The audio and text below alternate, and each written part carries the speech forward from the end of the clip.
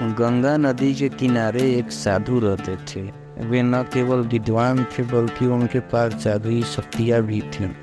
एक दिन वे ध्यान में मग्न थे, तभी बाज की चोंच से एक चूहिया छूटकर उनके हाथों में आ गिरी। उसकी छोटी सी पूंछ को काली चमकीली आंखें थीं। उन्हें वो बहुत अच्छी लगी, पर घर ले जाने से पहले उन्होंने जादुई मंत्रों के प्रयोग से इसे एक लड़की में बदल दिया। वे उस लड़की को घर ले जाकर पत्नी से बोले, तुम हमेशा से संतान चाहती थी ना, तो लो आज से यही हमारी पुत्री है। इसे पूरी देखभाल व स्नेह से पालो।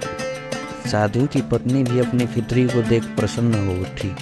वह उसे राजकुमारी की तरह पालने लगी। साल बीतते गए, नन्ही लड़की एक सुंदर युवती बन गई। जब वह 18 वर्ष की हुई तो साधु व उसकी पत्नी उसके लिए वर तलाशने लगे। साधु ने कहा, मेरी बिटिया का विवाह ऐसे व्यक्ति से होना चाहिए जो सबसे बड़ा है। मेरे हिसाब से सूर्य ठीक रहेगा। पत्नी ने भी हामी भरी। उन्होंने जादुई मंत्रों के प्रयोग से सूर्य को नीचे बुला लिया।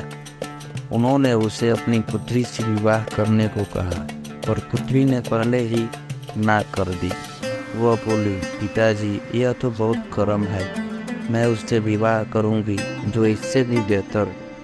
साधु निराश हो गए। उन्होंने सूर्य से कहा कि वही कोई वर है। सूर्य ने कहा, बादलों के देवता से बड़ा कौन होगा, उनसे तो मेरी किरणों को भी रोकने की शक्ति है। साधु ने बादलों को नीचे बुलाया। वो अपनी पुत्री से विवाह करने को कहा, पर इस बार फिर पुत्री ने मना कर दिया। वो बोली, ये तो कितना बदसूरत है, मैं इससे विवाह नहीं कर सकती।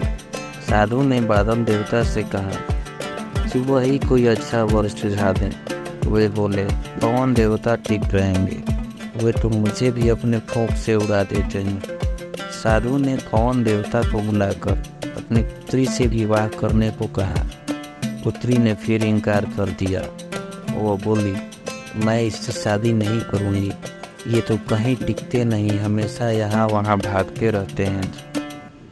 साधु ने पवन देव से पूछा, क्या मेरी पुत्री के लिए ऐसा वर हो सकता है जो आपसे ही बेहतर हो? पवन देव ने कहा, पर्वत देव मजबूत व ऊंचे हैं, ये मेरा भी रास्ता रोक देते हैं। साधु ने पर्वत से कहा कि वह उसकी पुत्री से विवाह कर ले। पुत्री ने फिर से मना कर दिया। वह बोली, ये तो बहुत लंबे शब्द व कठोर हैं, मैं इनसे विवाह नहीं कर सकती, इनसे भी कोई बेहतर चाहिए। पर्वत देवता ने चूहे का नाम सुझाया। वे बोले, माना मैं काफ़ी सख्त, मजबूत व ऊंचा हूँ, पर चूहे मुझमें भी आसानी से बिल बना सकते हैं। साधु ने चूहे को बुलाया। उसे देखते ही उसकी पुत्री खुशी से उछल पड़ी। हाँ पिताजी, यही तो वह मैं जिससे शादी करना चाहती थी। साधु ने सोचा, इससे ही किस्मत करते हैं। यह एक चूहिया थी और एक चूहे से विवाह करना ही इसके भाग्य में लिखा है। उन्होंने जादुई मंत्रों के प्रभाव से पुत्री को फिर से चूहिया बना दिया। चूहा व चूहिया विवाह करके इसी खुशी रहने लगे।